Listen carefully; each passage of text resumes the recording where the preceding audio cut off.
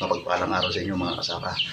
So, yun nga, dahil mainit at yung ating water pump ay talagang lagi din umaandar para ipandilig sa ating nag-iipon ng tubig para ipandilig sa ating tanim na talbos at ibang gulay. So ngayon, sobrang init, hindi na enough yung aming na-harvest. So allocate lang siya sa mga rep, water pump, induction stove. At ngayon, nag-upgrade tayo ng ating solar panel. Bali, dalawang 550 watts ang ating i-install ngayon. Idadagdag natin doon sa bubong. So, unahin kong mag-mount ng railing sa taas. At samahan nyo ako mga kasaka. At tayo ay mag-upgrade ng ating solar PV array. So, yun ay 2 times 2 ng 550 watts in total PV array na 1,100 watts or 1.1 kilowatts. Ano?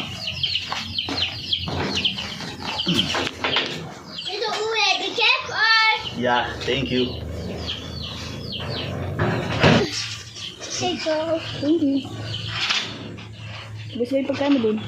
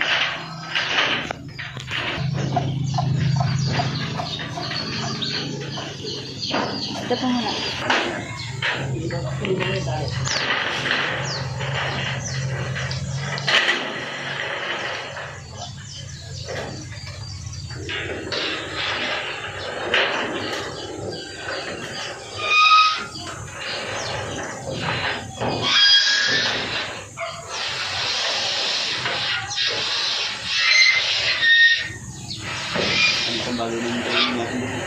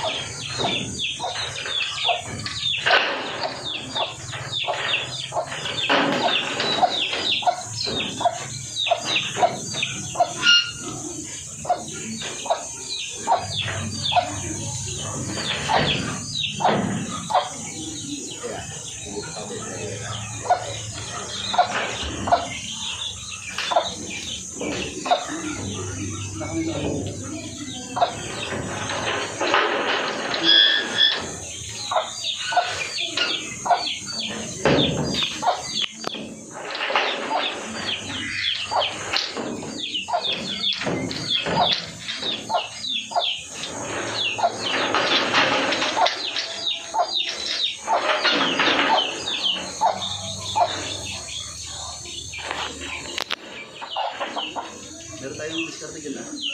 Limot na. Meron tayong diskarte.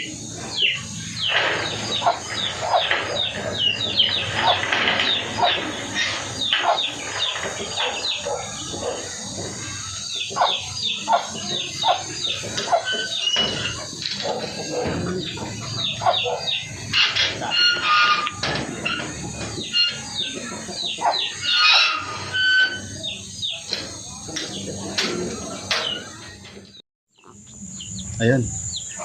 Bali, inabot na tayo ng alas 8 ng gabi. So, pinilit ko na i-connecta yung ini-upgrade nating solar panel. So, inabot ako ng alas 8 ng gabi sa taas. At, bali, sasabihin ko sa inyo kung anong connection yung aking nabago doon. Kasi nagbago tayo ng panibagong wiring. Kasi para akma doon sa ating solar charge controller. So, papakita ko sa inyo sa itaas, akit ako at ituturo ko sa inyo kung ano naging connection doon.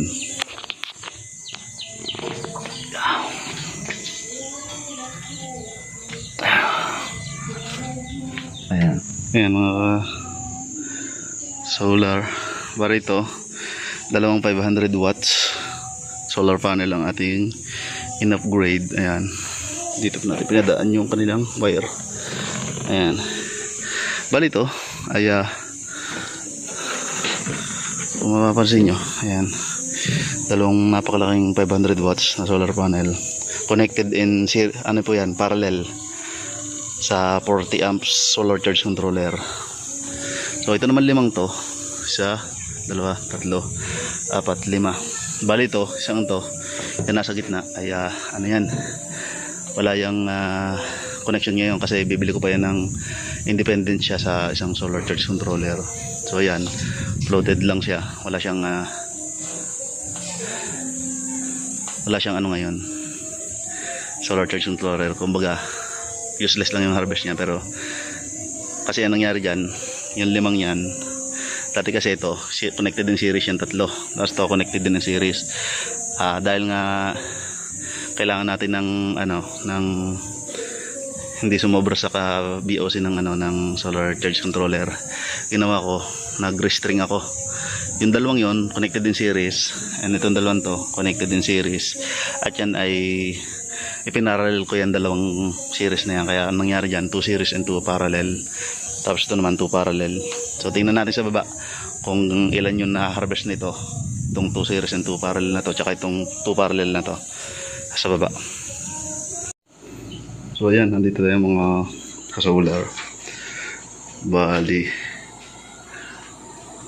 ito yung nasa 2 series and 2 parallel. 36 watts. So nagwa 1,000 yung harvest niya. Ayan, kung makikita nyo, 35 amperes, 26 ang kanyang battery, 61 ang voltage ng PB. So nagna 900 to 1,000 ang kanyang harvest, fluctuating. Ito naman 28 amperes. So makikita nyo ay ayan ang load natin, no? 1,500 watts, 1,515 o 20 watts. At yan yung output na kinakain ng ating load. So yan, 1,500.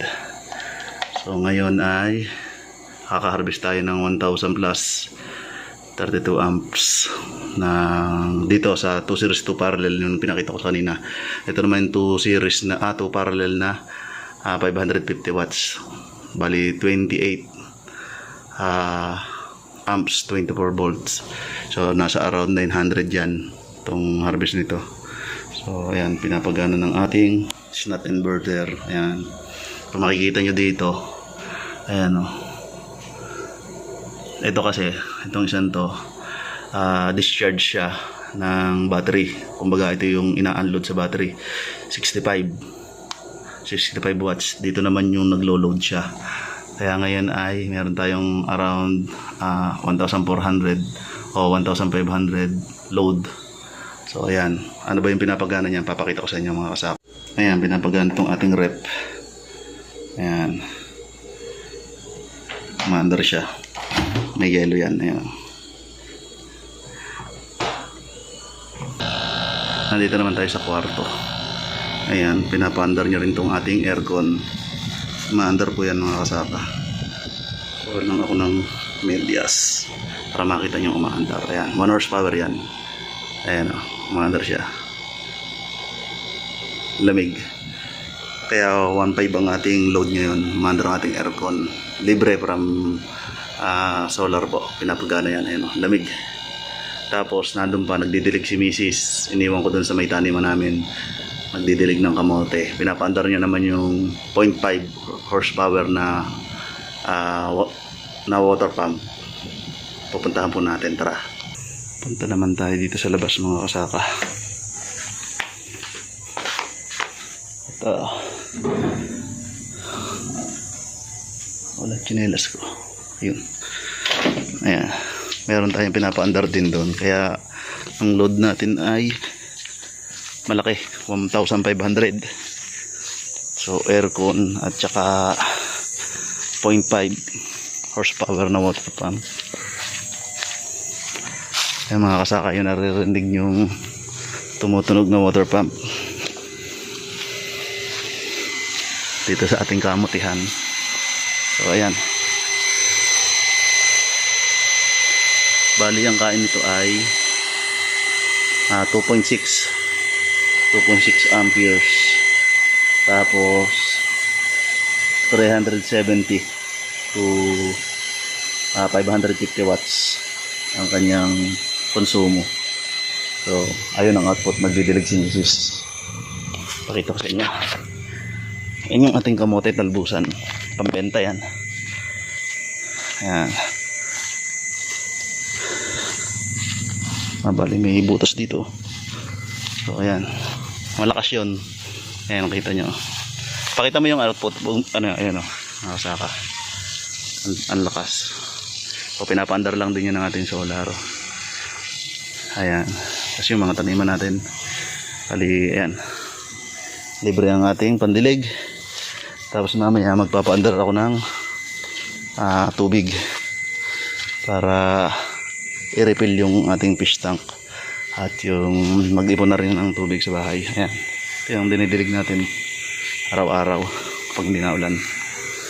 Ayan mga kasaka, medyo mga sukal sa dami ng project natin ay hindi pa tayo makapag grass cutter. So ito yung ating 1 horsepower na motor, pinapandar din yan na solar. Ayan, pagkatapos na magdilig ay nagluto na rin si Mrs. sa stove. So, nagbukas din tayo ng 2 electric fan. At ayan, very useful ang ating solar setup. So, napakalaking bagay. Nakakalibre tayo sa tubig. At the same time, maabot ng matagal yung ating gasol dahil libre na rin yung pagluluto natin gamit ang stove at ang rice cooker.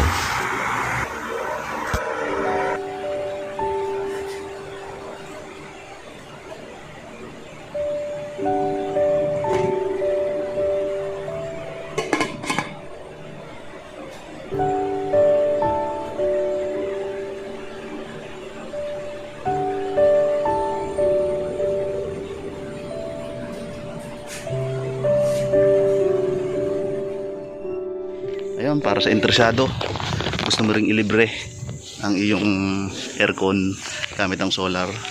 Pag-usapan natin yan. So, pwede naman nating pag-usapan yan para ma-setupan natin kayo ng green energy o renewable energy gamit ang solar. Ayun, po ang ating video.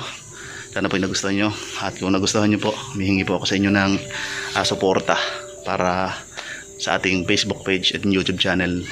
My Facebook account is Joey Albert Bueno. Pakipollow po ako dyan.